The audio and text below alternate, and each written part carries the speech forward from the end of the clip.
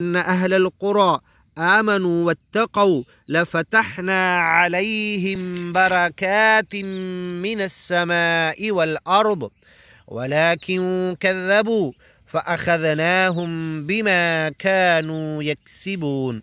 أفأمن أهل القرى أن يأتيهم بأسنا بياتا وهم نائمون أو أمن أهل القرى أن يأتيهم بأسنا ضحى وهم يلعبون أفأمنوا مكر الله فلا يأمن مكر الله إلا القوم الخاسرون.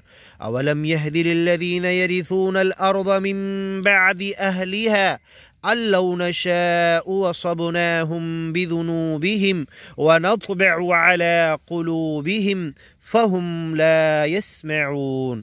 تلك القرى نقص عليك من أنبائها ولقد جاءتهم رسلهم بالبينات فما كانوا ليؤمنوا بما كذبوا من قبل كذلك يطبع الله على قلوب الكافرين وما وجدنا لأكثرهم من عهد وإن وجدنا أكثرهم لفاسقين. ثم بعثنا من بعدهم موسى بآياتنا إلى فرعون وملئه فظلموا بها فانظر كيف كان عاقبة المفسدين.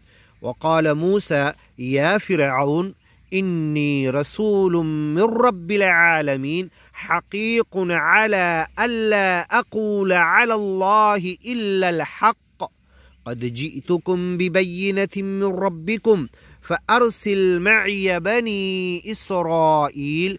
قال إن كنت جئت بآية فأت بها إن كنت من الصادقين.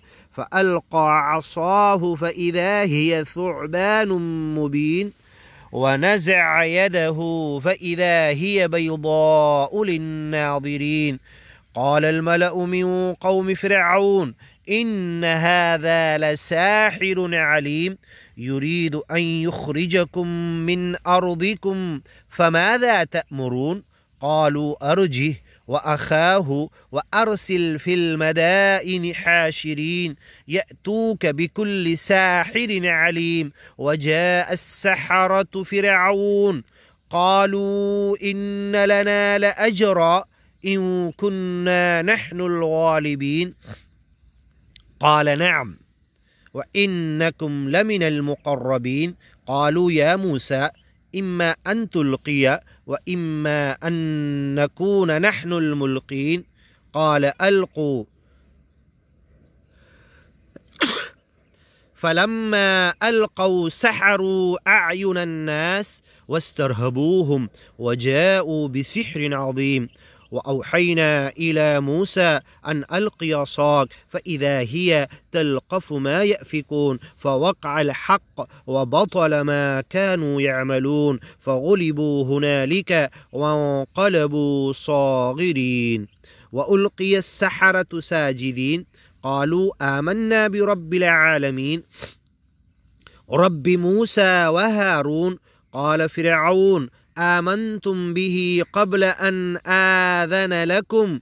قال فرعون آمنتم به قبل أن آذن لكم إن هذا لمكر مكر